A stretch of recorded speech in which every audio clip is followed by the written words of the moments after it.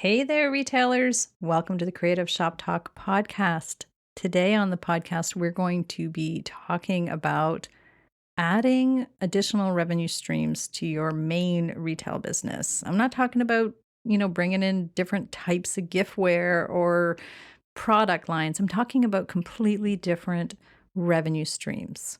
So let's get going. Running a retail business doesn't have to be so hard. Welcome to the Creative Shop Talk podcast, the go-to podcast for creative shop owners, studio owners, and independent retailers. I'm your host, Wendy Batten, retail business coach and mentor. Each week, I'll share simple, proven business strategies, inspiring stories from fellow retailers, and advice from industry experts.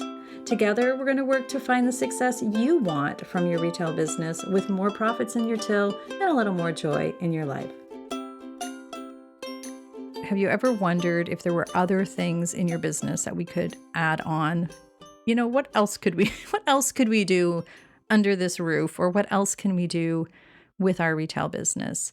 This is a question I get asked a lot by coaching clients and different retailers around the world. Actually, I have the opportunity to work with retailers around the world. And today I'm going to share some ideas to get you thinking, hopefully, or some ways to get you thinking about different revenue streams that you can bring into your business.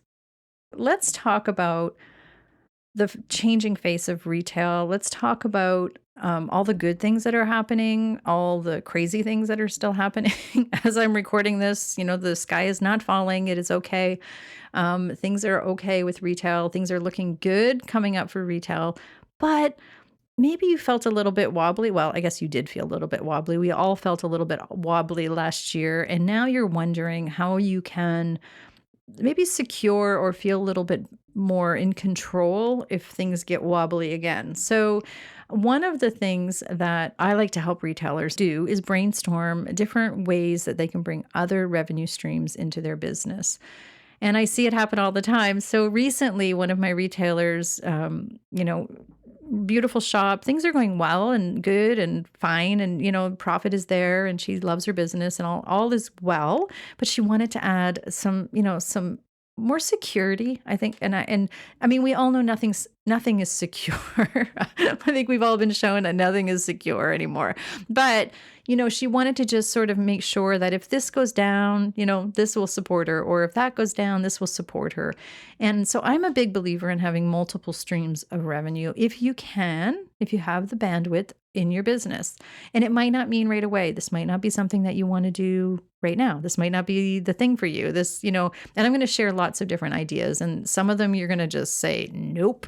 And other things, you're going to be like, well, maybe not no, maybe not nope, but maybe like, well, maybe I'll think about that. Or holy, I had not thought of that. So this is how, I helped this one particular retailer, and we came up with an idea, and I'll tell you it when I get to the idea, or when I get to that suggestion, what we did. And, it's just been amazing for her. So we don't want to take on too much. This isn't about me telling you to do more.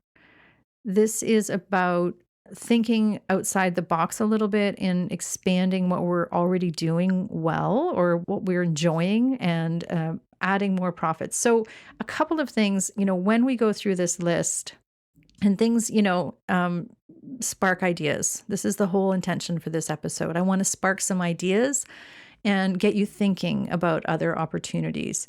Again, because we've been feeling so wobbly. So if something sparks an idea, and I'm going to start with this because I'm going to start with how to decide if this is the right revenue stream for you. So there's 4 things that I always do, like a little check mark. If this is, a little checklist, I guess, to see, if this is something that I want to pursue, I want to take the next step with. So the 4 things, and okay, you guys are going to laugh, but I call this like putting it through the hopper. Like in my brain, it's like, it's got to go through this hopper of ideas. And if it churns all out through there and it comes out the bottom with a yes, then I'm going to go to the next step and maybe do a little more investigation. So the first thing is, does this light me up? Am I excited about this? Did it immediately go, I like it, And as we get in deeper, going through the motions of exploring different alternative revenue streams, I continue to ask myself, is this just getting heavy, or I still like this. You know, I still check in and make sure that it lights me up because my friends, there's no reason to be in this business if things aren't lighting us up. I know that sounds selfish and crazy, but we're self employed. Why do things that don't light us up? Why add revenue streams or add things to our plate that don't light us up? So that's my tip for that. So that's the first one when I'm going through the hopper of deciding about these revenue streams. The next thing, of course, is this something that my customers will buy or do or invest in? Is this something that my ICA needs or wants or would like, or is it something I want and I need to do or I feel like they should like? So that's a hard question. It's a really hard one sometimes because I have brought in things before into my retail business. When I owned my cafe, I brought in product line I thought was amazing and nobody else wanted. Looking back now, I'm like, oh my gosh, I didn't even know what an ICA was, an ideal customer avatar. I didn't know that I should be like. We learn a lot as we grow, right? But anyway, back in my coffee shop days, I brought in a really cool product, and it was just really cool. I thought it was really cool. I thought my people should like it. Other stores or other cafes did amazing with it, but in hindsight, my people in my town, in my community, not their thing. So it was a mistake. So I really have to ask myself that, and I want you to ask yourself this with your customer base. Is this something that they would like or buy? And if you're not sure, that's where we do a little bit of testing, right? We start asking, we can have there's just different ways we can do that, right? So then the next thing is, surprise, surprise, is this profitable? Can I make money at this? Because I will tell you, there's lots of things we do in our business that are not profitable. I see it every day. Not hopefully you're not doing that, but I do see it every day. I have shared before about, some of the retailers I work with, when we start pulling apart the nitty-gritty of maybe workshops or events or a product line, and they're not, that's why we have to know our numbers. So that's the next part. Is it profitable? And then does the fourth part of this, does it fit under my brand umbrella? Does this make sense for my brand? And there's another question that, we really have to answer. And I think I've shared this before. I know I definitely share it inside my retailers inner circle, but it's like if all of a sudden, you sell jewelry or clothing and you have this beautiful, and your reputation is you're known for this jewelry and clothing and accessories, and all of a sudden you bring in snow tires. It doesn't make sense for your brand. Now you can bring in something different, like maybe you bring in books about fashion or something. That makes sense. Does this make sense to my brand? Those are 4 simple questions, and I have shared these on the podcast before, but do they light you up? This is how I make decisions on product lines. This is how I make decisions on new revenue streams. So the 4 things there are, does it light me up? Is it something my customers will buy? Is it profitable? And does this fit under my brand umbrella? So taking those things into consideration, I'm going to give you some ideas that might spark a little bit of, I don't know, hopefully it sparks a little bit of thought and start thinking outside the box a little bit. I think it's fun to do that. It's actually one of my favorite things to do with some of my clients. When my retailer, I work a lot independently, privately with independent retailers. And, we start, when we're in our own business, we only see like the forest for the trees. Do you know what I mean? Like, I know we have great ideas and there's all these things. And that's another problem. We actually have too many ideas. So I don't want this to be one of those things that gives you too many ideas, but I do want it to spark a thought process of expanding your revenue streams. So one of the places that I go and look for different ideas, and I would recommend that you do this, is go look at other industries or other categories of retail business and see what they're doing. So don't just, if you're a bookseller, if you sell books, don't just look at other bookstores and see what they're doing, because they might not be thinking outside the box. It's okay to look and see what they're doing. And I'm talking about not, your neighbor next door. I'm talking about, all over the world, and see what other booksellers are doing. Maybe go look and see what paint sellers are doing and how they're, incorporating different things. If you're a clothing shop, you're a fashion, maybe go look and see what the wedding shops are doing. I don't know. These are like ideas, but, look at other industries and think outside the box that way. If you're a paint retailer, go look and see what, clothing retailers or jewelries or bookstore, everybody should be looking at other industries, not just don't just do what everybody else is doing. Let's just get a little bit original and it's cool, right? We're such creative beings that it's fun to look at these at other things. And I'm hoping this is not intended to have you waste time or make you, and as I said at the beginning, not made to like water down all your ideas. It's made to make you feel a little bit, or not made. I'm hoping that you will feel inspired to start thinking of different things that you can do under your roof, under your shop roof. So we've got our ideas sort of going to go through the filter. We're looking at different places for ideas. So here's some different avenues that you can look at. So the first one is kind of obvious, right? It's online. I'm going to say online, e-commerce, adding an e-commerce site to your store. It is a whole separate business. Hands up. Well, I can't see you, but you know what I mean. If you added an e-commerce site over the last year, you know that is a whole different ballgame. You need a shipping, it's like a whole different thing. You're talking to people via, the computer, and you're not really like, it's not the same as in-store sales, but it is like a separate business. In my opinion, it works in conjunction with your current business, but it is like a separate business. But I take it a little step further, and I know many of you are doing this already, but Facebook Live sales or live virtual sales, that is a great way to add on a new revenue stream. I consider that a completely different revenue stream.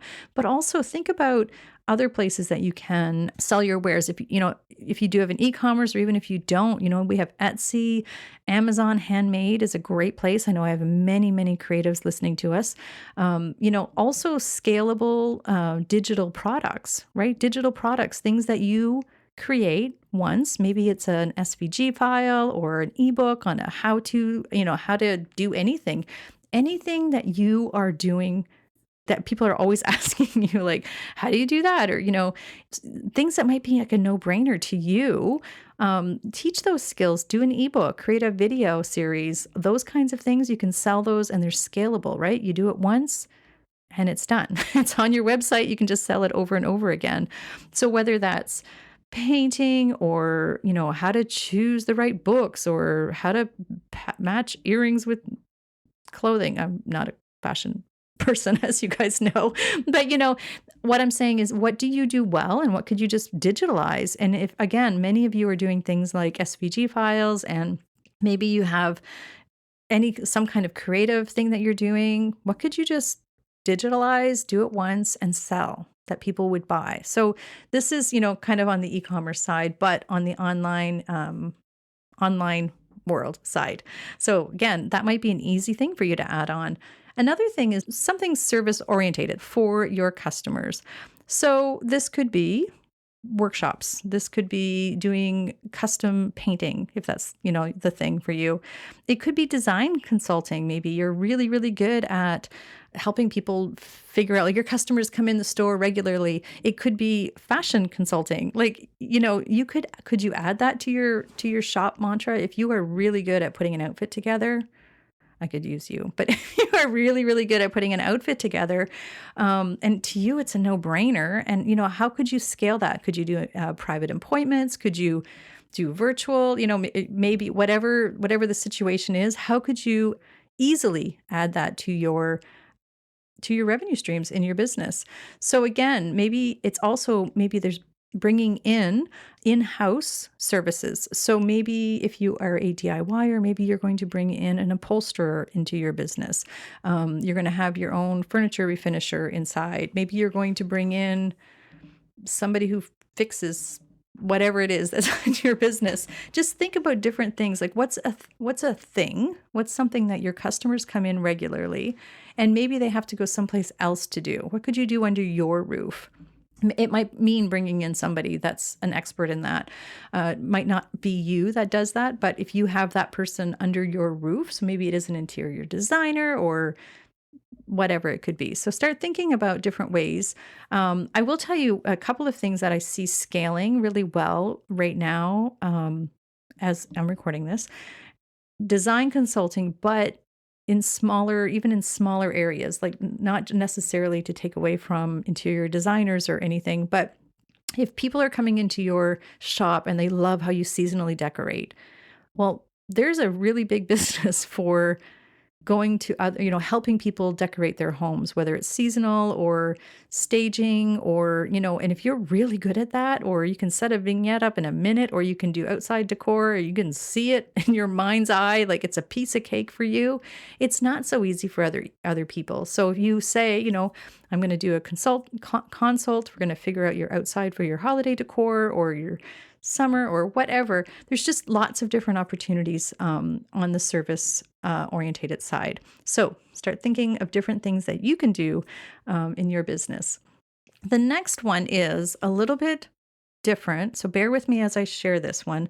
And it really is going to help those who maybe blog on their business, have a blog attached to their business, or have an informational side to their website. So that is affiliate marketing. So I don't necessarily mean affiliate like pushing affiliate sales. So what affiliate means is you make a commission off of referring a product. So it's no cost to your customers, and you might have a discount code that's given to you. But if there's things that you love that you are not selling in your business, maybe it's, even just the products. If you sell, I don't even DIY products, and you don't sell heat presses, or you don't sell bigger products. Maybe I'm trying to think what I used to sell on my affiliate used to be the tools that we would use to do a lot of our DIY, like the sander that we used and the paint sprayer that I used to use.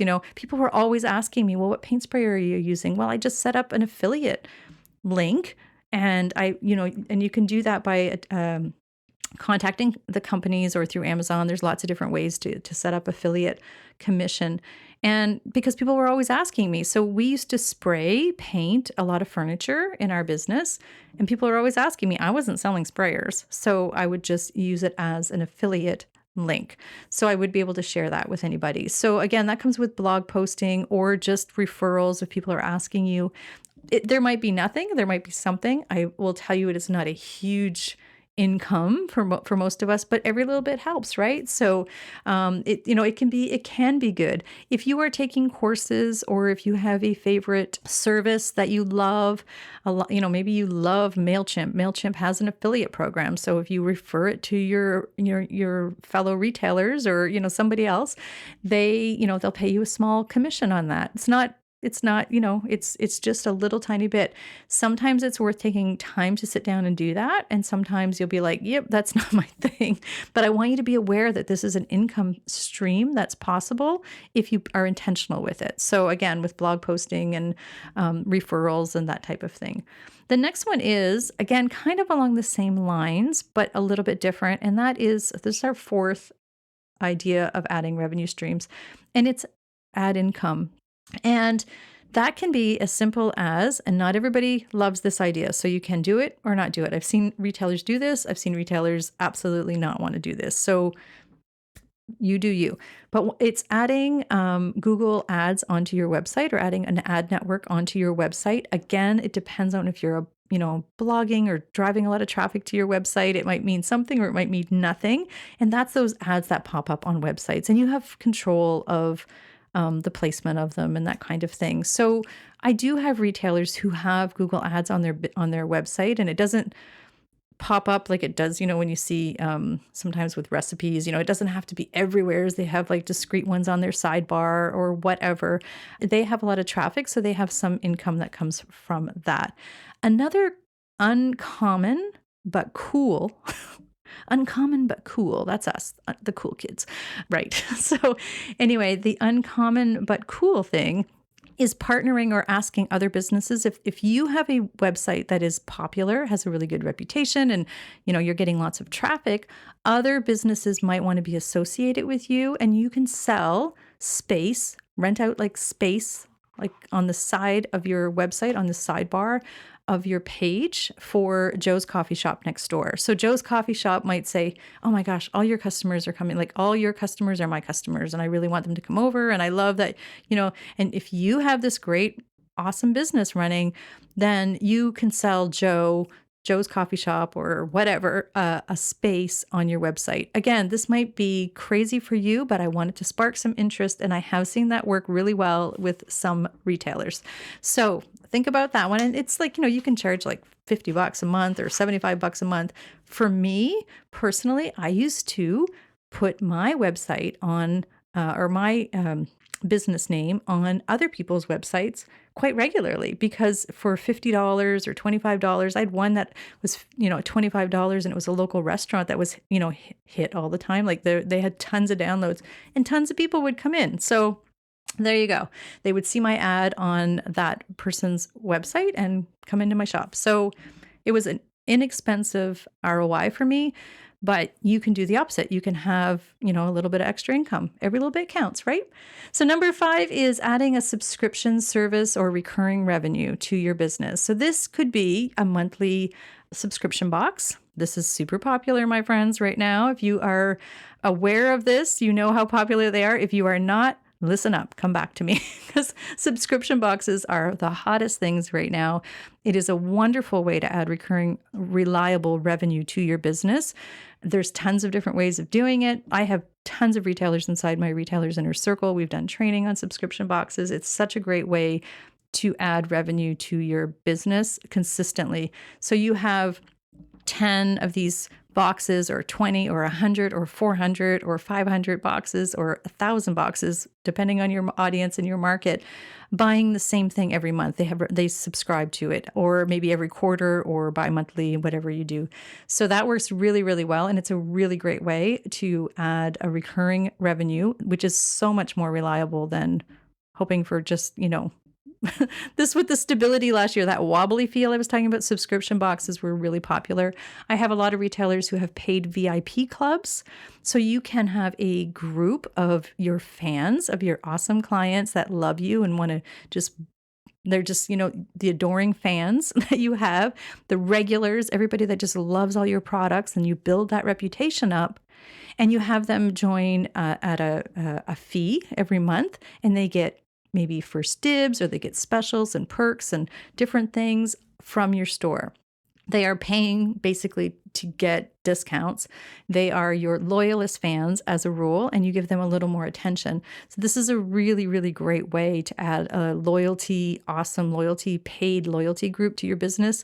It's also an amazing way to build an incredible fan base for your business, because once people get into these groups, and if you just over deliver and you just treat them so well, they will stay, they will love you, and they will, stay there. They'll become your people. So those are 2 different ways in a recurring revenue format. And there's so many more ways, like DIY kits. There's all kinds of different ways that I highly recommend thinking about how that would work for your business. Okay, we're getting there. 3 more. So number 6 is wholesale. Let's think about this. If you do something consistently that you're making in-house, so maybe you are making your own candles or your own jewelry or your own soap or your signs or something along that lines. If you are making something in your shop, can you wholesale this? Can you create it at a wholesale price so that you can sell to other retailers? So maybe yes, maybe no. Other retailers are looking for products, and I'm not talking about Susie next door. I'm talking about, because you probably don't want your neighbor next door selling your things, but the next town over, the next county over, whatever, do you have a product that you could totally wholesale to them, and maybe even their subscription boxes or, something along those lines? What do you have that you could totally wholesale? I see retailers inside my Retailers Inner Circle. They're wholesaling to each other all over the place. It's amazing to watch. It's amazing. It's so great to watch. There's just different things. Maybe you have a CNC machine and you're cutting and making, or you have whatever it is. Maybe you want to sell, your SVG files to other retailers and give them a great price. And, it's just a nice little, not community, but it feels good too, to be honest, if you're helping other people and it's reliable revenue and they're buying, and if you're making 4, you can make 40. I don't know, like just depending on that. So think about what you have in house or in store that you could wholesale to other people. And I know there's like lots of wheels turning right now. I can feel the wheels turning right now. So on that note, Number 7 is private labeling things. So, can you create or partner with other people, other retailers, other wholesalers to private label products so you can have your own product line in your shop? That is an amazing way to grow your reputation and grow your business. And it is an extra revenue stream, in my opinion, because it's, it's got a whole life of its own. So if you buy, again, maybe it's candles and soaps or furniture, or think about the Magnolia line. Like, they're not making all of their things, and I say that because everybody kind of knows that line, that product, but she has got candles and furniture and all of the things. She's not making all of those things. She's buying them from other people, and they're private labeling. They're buying them to her specs. Her labels are on them. It's amazing. It's a really great way, but it's a whole industry now, right? Like, think about it. There's like the Magnolia line, right? So what could you create as a line of products that were private labeled to sell, under your name? And it can be an amazing revenue stream for you if you start thinking about it. I have one retailer who has an entire food line in her shop now, private labeled. She has a really great reputation of, having beautiful sort of country kind of shop. And she private labels like jams and jellies and lots of yummy things. But she's not making those. She's not a jam lady. She's not, she's not a jam lady. I don't know if that's even a thing, but you know what I mean? She's not making jam. She doesn't have a commercial kitchen, all of the things, but she saw the potential there. So she reached out and now, has a commercial jam company making her jam, private labeled. Everything's under her labeling, and it's amazing, and it is selling like hotcakes and a great revenue stream for her. So something to think about, another private label. And last but not least, I know this is a long episode. Thank you for hanging in there. Last but not least, events and workshops and having people come and do things. There's also like vendor markets, pop-up shops, private events. Can you rent any space in your shop to other people? If you have space, maybe that you do DIY workshops or you do creative things in, or you just have a space in the back of your shop that maybe used to have a cafe or something, I don't know. Do you have space that you can rent out and bring in other community groups into? Maybe there's book clubs or your local knitting club. I don't know. Different groups are always looking for space, even in this day and age of whatever COVID situation we're in right now. There are still lots of people looking to gather. In my town, in my community, there's a great space that, it's in a retail space, but they used to rent it out to, like the historical society used to meet there, and like, all of these different things. But this gets people into your shop. This gets bodies into your door, whether they are buying like right now or whether they're just like, oh, I didn't know this shop was here. This gets people in. Pop-up shops, bring in the local donut or baker, or if you have vendors inside your shop, some of your local vendors, get them to come do a pop-up shop. So they bring all their customers, and I have lots of retailers that have things like flower shops on Saturday. So the local flower shop sets up shop on Saturday with bouquets of flowers. That's a pop-up shop on Saturdays with local bouquets. Well, everybody goes and gets their local bouquets on Saturday, and they're in your shop. They're going to get things, right? So how could you add an event or an extra draw to your shop? So again, vendor markets, maybe you could host a market, a local market, like an antique market, or, an event market, something where you could bring in lots of people, sell space. If you have an area outside of your shop, lots of opportunities. And of course, I have lots of you listening that are probably doing DIY workshops, how-to workshops. That can be expanded so greatly. Inside my Retailers Inner Circle, we had the opportunity to have a guest expert come in and talk to us about, she calls them summer camps. And, she was full series of like from organizing to, like pantry organizing to vision board creating, using her space to do all kinds of events, not just DIY events. And it's super cool to see all of the things and that people are just craving right now. They're craving community. They're craving to get out. They're craving to do things with other people. So there's lots of opportunities for events, and maybe you can do that with yours as well too. Okay, my friends, I know this has been a long, long podcast today, but I want you to get excited about all of the different revenue streams that are possible for you. And you might have a bunch more. I would love to know.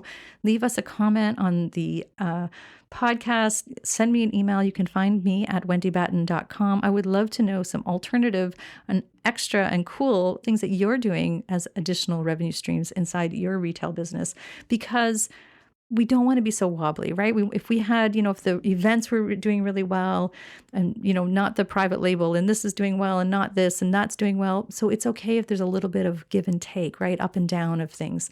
But if all our eggs are just in the revenue of, selling our retail stuff, our product line, that gets scary. It's not as comfortable, right? And there's lots of opportunity for not even just the comfort. There's just lots of opportunity here for additional profits and fun, right? And again, back to the 4 things that you want to run it through the hopper. Do any of these things light you up? And does this, something my customers might like? What is the profit potential in this? And does this fit under my brand? Those are your 4 questions to ask yourself when you're adding on these additional revenue streams. So thank you, my friends. If you need any support, again, we talk about all of these things and more inside our Retailers Inner Circle. We would love, love, love for you to join us inside there. You can find out more information at wendybatten.com/inner-circle. We have everything there. Or you can just jump at wendybatten.com and you can just see where it says, how can I work with you? It's all under that bucket as well too. And I also work one-on-one privately with retailers. So if you need any help growing your beautiful retail business and you need any support at all, please reach out. It would be my honor and pleasure to work with you and help you grow a cool, happy, fun business, because we're in business to have fun and joy along with the profits, right? So thanks so much, my friends. I hope you're having a fantastic day. We'll see you next week.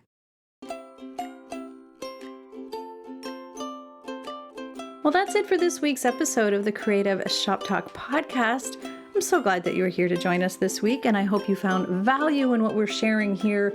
I want to remind you that our website has all of the show notes. You can find it at wendybatten.com/podcast. Everything that you need to hear about today's podcast is there. Also an opportunity if you need to reach out to me. If I can support you in any way whatsoever, please feel free to reach out. Make sure you join our Rockstar Creatives Facebook group. We will continue the conversation over there weekly. So thanks for joining us. Please leave a review, subscribe if you can, and never miss an episode. We hope to see you back here again next week. Thanks, my friend. Have a great week.